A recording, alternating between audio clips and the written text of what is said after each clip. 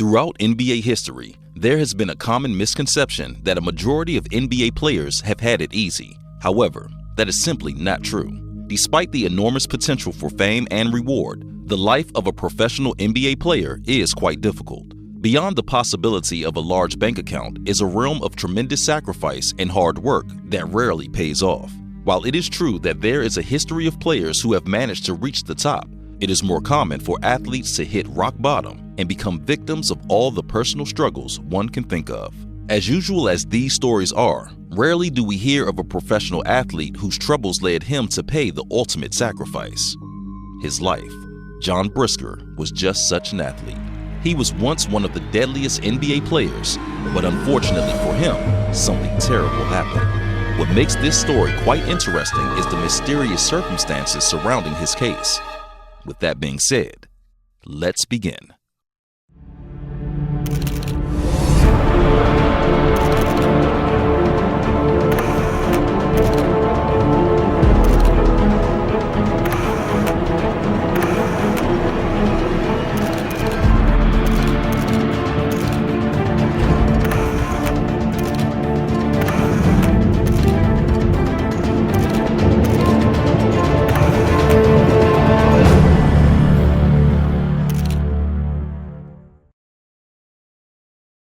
The American Basketball Association, a wonderful league that ran from 1967 to 1976. It's been a long time since the old ABA tipped one off, but the mere mention of the league is sure to initiate nearly anyone's interest. However, when taking a deeper look within the ABA, a league that was once filled with the toughest athletes and fighters, one player clearly stood out. His name was John Brisker. Although he never played for the Pistons or any Detroit franchise, he held a clear connection to the city. Comes off with a rebound for the East to Mac Calvin, feeds to Brisker. Basket will count with John Brisker, who hit the deck hard, will go to the free throw line.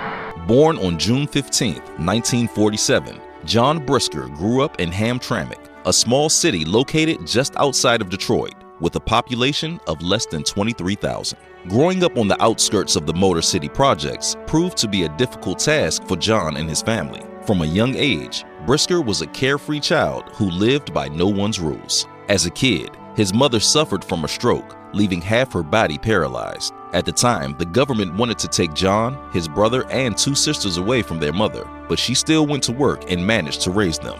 Seeing his mother struggle in her day-to-day life quickly developed him into a man, one with the toughness needed to survive the streets of Detroit in the 1960s. Back in those days, if anyone proved to be tough enough, they would name playgrounds after them. Brisker used to play basketball at a playground located between Hamtramck High School and Highland Park, and sure enough, the playground would be named after him. John not only played basketball as a youth, but also experimented in boxing. He had the size and talent to become a professional boxer, or even a prospect for the NFL, but ultimately found his calling on the hardwood floors. John first began playing basketball at Hamtramck High School alongside his childhood friend and future NBA player, Rudy Tomjanovich. After starring at Hamtramck, Brisker enrolled at the University of Toledo, where he played college basketball for the Toledo Rockets under the supervision of their head coach, Bob Nichols. It was here at the University of Toledo where Brisker would spend his first 3 seasons with the team, from 1966 to 1968. As a 6'4" forward, John quickly emerged into a collegiate star, averaging 14 points and 9.4 rebounds per game in just his sophomore year. Then, the following season, in his junior year, he averaged 14.5 points and 6.8 rebounds per game, while being named to the Detroit Free Press All-Suburban squad. By his senior year, the college standout was averaging 10.7 points and 5.7 rebounds per game. Overall, John was developing into quite an outstanding basketball player, one with a bright future at that. His grades, on the other hand, weren't so bright. As his marks suffered, he slowly became frustrated with the school's racial disharmony. That same season, he was kicked off the varsity team for insubordination. You see, in high school, blacks and whites had socialized freely. However, at Toledo, many of the white students wanted nothing to do with a black student from the city. After all, during this time, racism was still alive and well. In fact, this was around the same time that the great Martin Luther King declared his famous "I Have a Dream" speech. Due to his ethnicity, Brisker was a regular target of racial discrimination.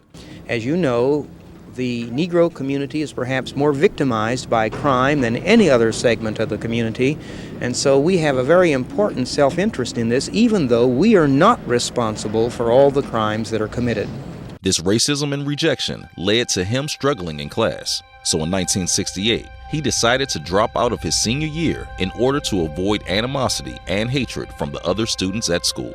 Following this, Brisker, along with future NBA player Spencer Haywood, decided to take their talents to the ABA. Following the 1969 ABA draft, John found a home with the Pittsburgh Condors, formerly known as the Pittsburgh Pipers. Then on October 19th of the same year, he made his official ABA debut. When he first arrived, the rookie would immediately move into the starting lineup after replacing injured veteran Tom Washington. John Brisker would quickly go on to become one of the most amazing talent discoveries ever made by the ABA.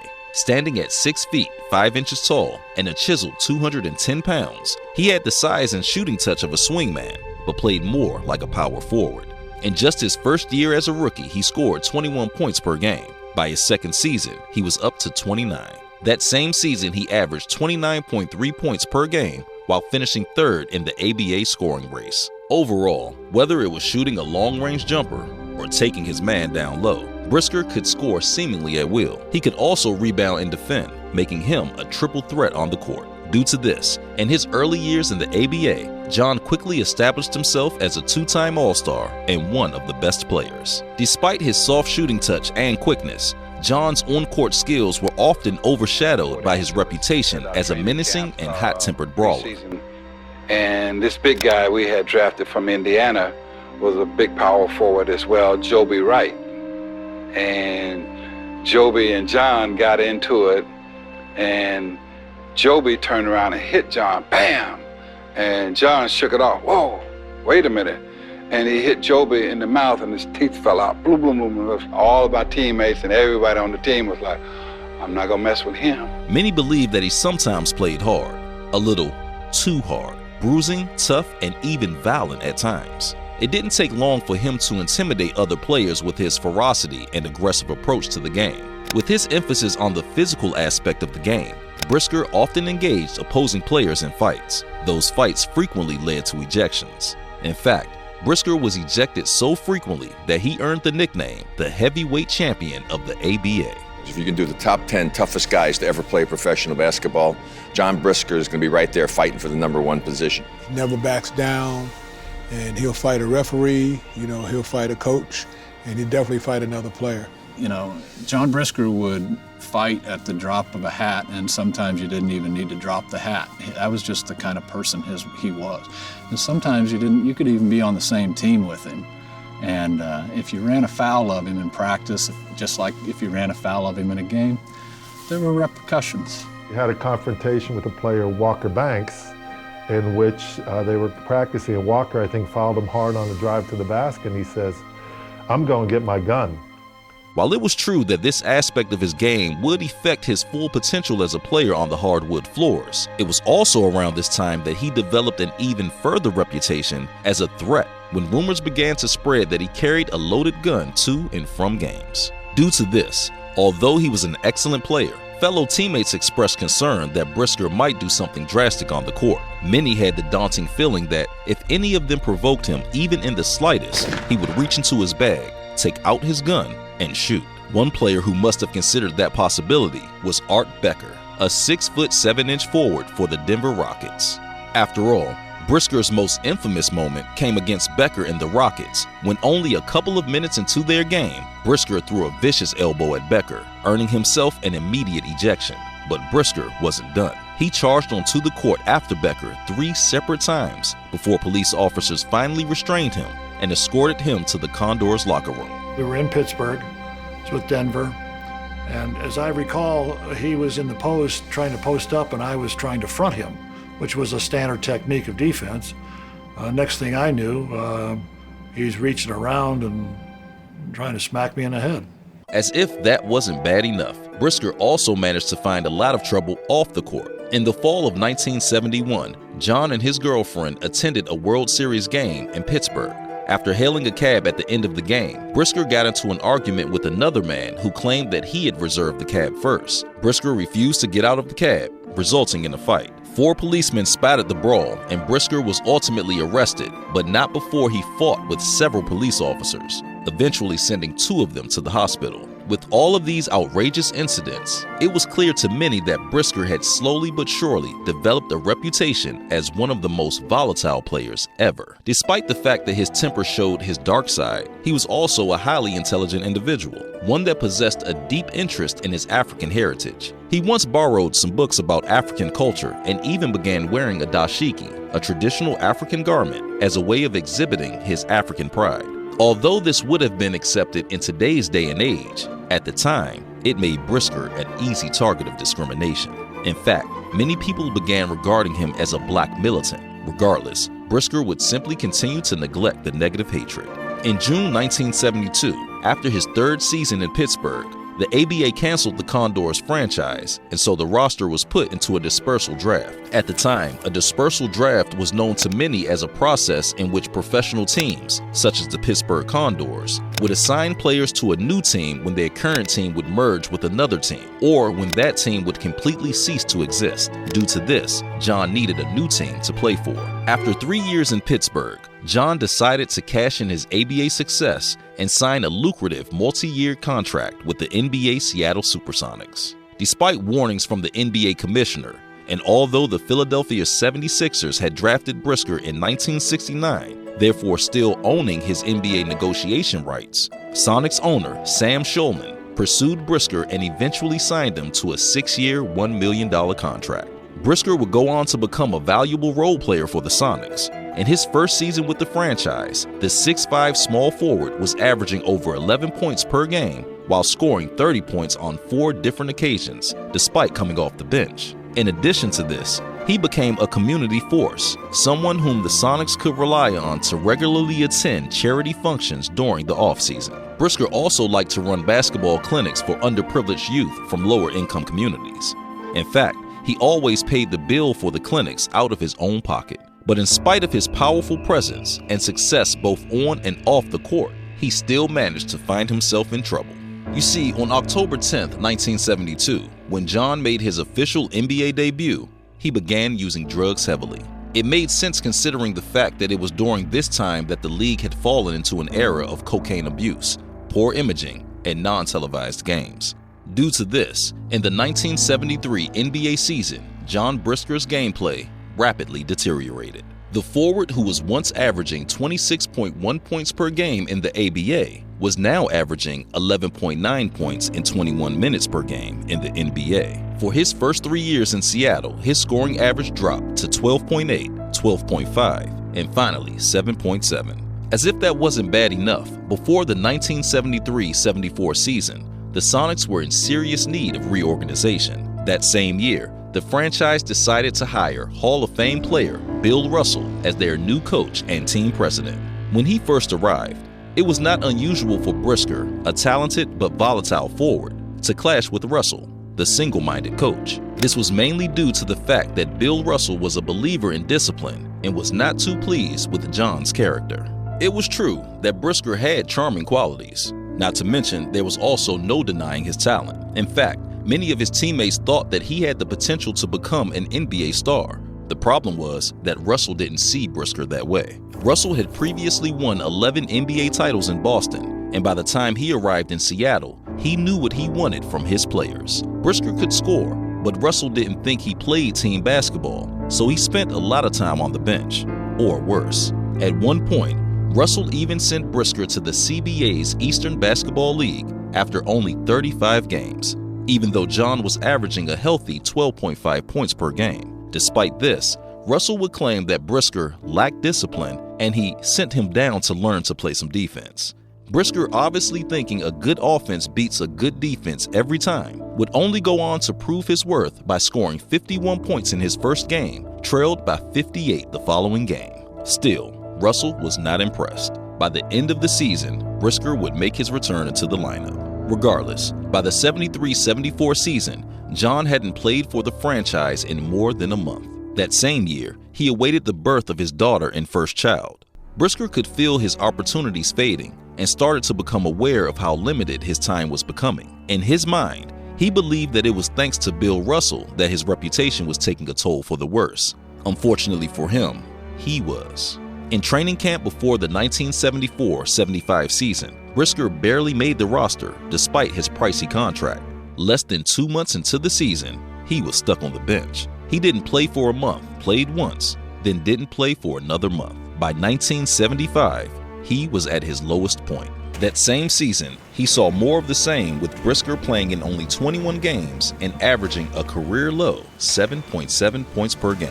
It was also around this time that John Brisker would set forth on one of the strangest paths the NBA has ever seen.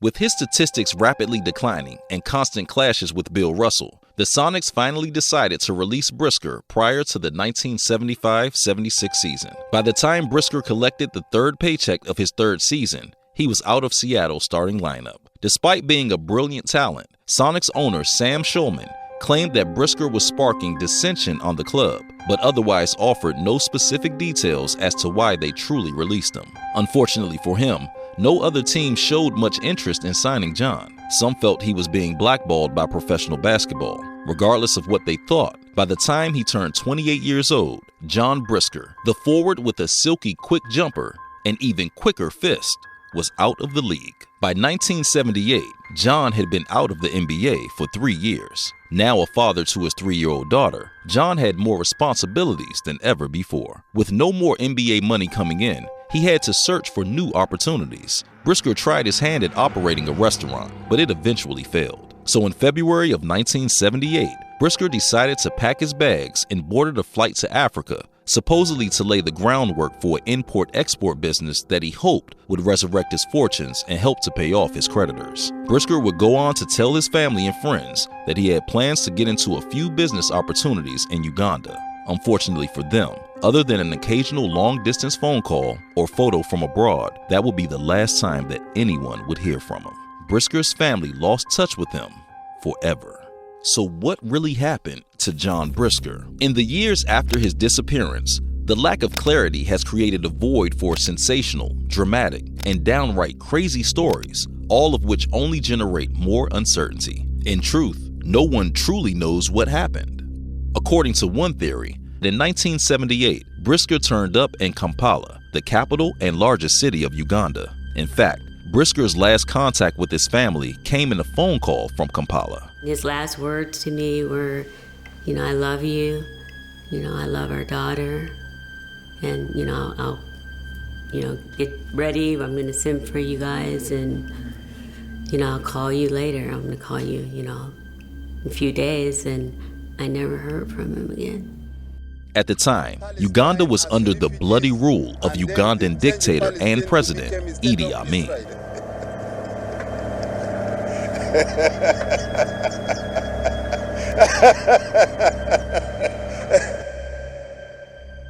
Rumors had circulated that Brisker became friends with Amin, who happened to be an avid basketball fan. Amin supposedly invited Brisker to his royal palace to perform for him. Brisker was then supposedly hired to coach the Ugandan national basketball team, but ended up arguing with Amin, which led to him becoming yet another victim of the bloodthirsty tyrant's many corpses. The final theory based around this was that Brisker was serving as a mercenary soldier for the Ugandan government. Then in 1979, when the war between Uganda and Tanzania erupted, Brisker was shot by a firing squad consisting of revolutionaries who had overthrown the regime. Many believed Brisker was executed by Ugandans returning to depose Amin, who were all too eager to punish the former leader's allies. However, this theory would quickly be debunked as efforts by the American State Department and Federal Bureau of Investigation failed to discover any definitive proof that Brisker was killed in Uganda. Aside from all of this, the most plausible explanation that has popped up